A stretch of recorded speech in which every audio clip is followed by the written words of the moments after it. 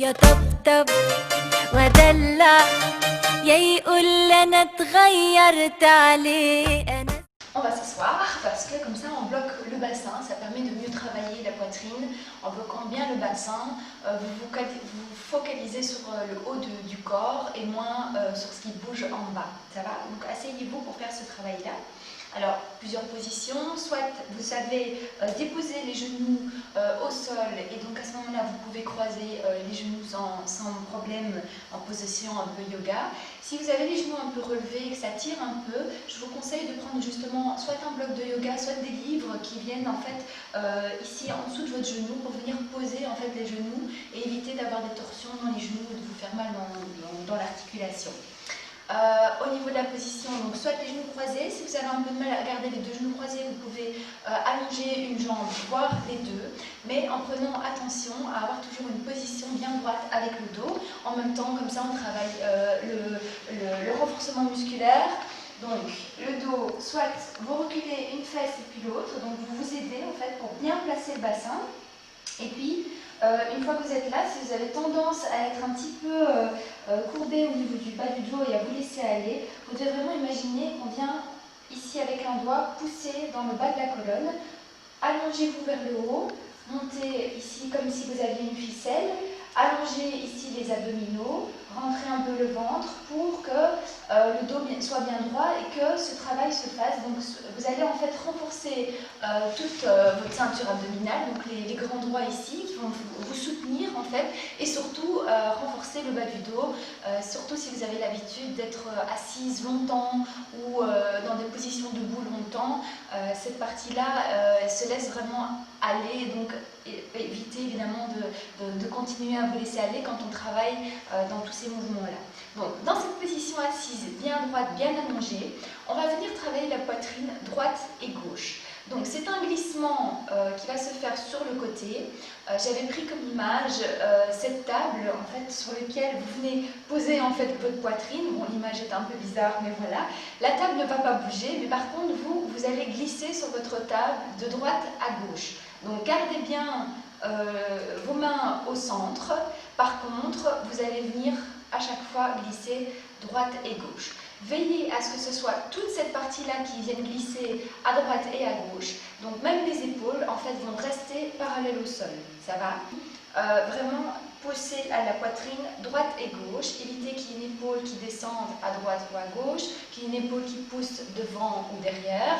Si vous avez cette sensation et que vous regardez dans un miroir, que vous poussez sur le côté, c'est que vous êtes déjà loin en fait dans votre propre assouplissement de ce mouvement.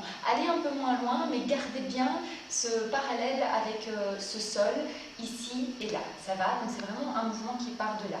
Ce qui va se passer dans ce mouvement-là, c'est que vous allez évidemment venir allonger toute cette partie-ci et toute cette partie-là. Donc les obliques vont évidemment travailler dans cette position-là.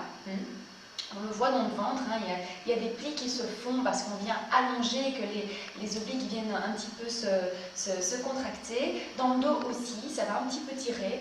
Et alors, pour en fait assouplir un peu plus le mouvement, il faut y aller lentement. Parce que le corps met des mécanismes de défense pour éviter que vous fassiez mal et que vous alliez au-delà de ce que vous savez faire.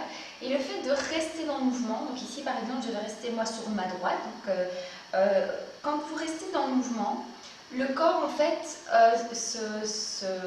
s'enlève en fait ces mécanismes de défense et donc quand les muscles se contractent quand vous arrivez au bout de votre mouvement, si vous attendez un petit peu, vous relâchez un petit peu dans le ventre, vous relâchez un petit peu dans le bas du dos, ces muscles vont se détendre tout doucement et donc vous allez pouvoir pousser un tout petit peu plus loin. C'est-à-dire que vous allez gagner quelques millimètres, des fois c'est même presque 1 centimètre, mais c'est ça qui va vous donner justement cette possibilité d'aller au-delà de ce que vous êtes normalement censé faire. Donc vous allez en fait apporter à votre corps une espèce de décontraction et donc le muscle va se relâcher, va vous permettre d'aller un chouïa un peu plus loin dans le mouvement. Quand vous allez changer de côté, allez-y doucement parce que vous avez été dans un étirement, donc vous allez vous faire mal si vous vous décrochez de ce côté-là très rapidement. Donc décrochez doucement pour que le muscle ne vienne pas se recontracter soudainement. Tout doit se faire vraiment avec lenteur. On va faire la même chose de l'autre côté, donc je vais partir ici sur mon côté gauche, toujours avec mes épaules qui sont parallèles au sol, et je vais venir me mettre mettre là où je sens que ça bloque. Je vais décontracter mes muscles dans le ventre, je vais vraiment relâcher dans le ventre, dans le bas du dos et je vais aller un tout petit peu plus loin et je reste dans le mouvement. Vous pouvez évidemment mettre un chouïa de musique pour vous accompagner, pour ne pas rester comme ça sans rien faire. Prenez un miroir, ça va vous permettre de mieux gérer le côté parallèle des épaules, ça va. Et de nouveau, doucement, je reviens au centre et puis évidemment, vous pouvez de nouveau faire droite, puis gauche, et vous allez sentir qu'il y a eu un étirement qui s'est fait. Ça va tirer un petit peu dans le dos, parce que vous avez été un petit peu au-delà de votre assouplissement. Ça va vous apporter vraiment plus d'amplitude dans le mouvement à force de le faire. Ça, c'est pour la sensation côté. يا طبطب ودلع يا يقول انا اتغيرت عليه انا زعل اولع ما هو كل همه ازاي ارضي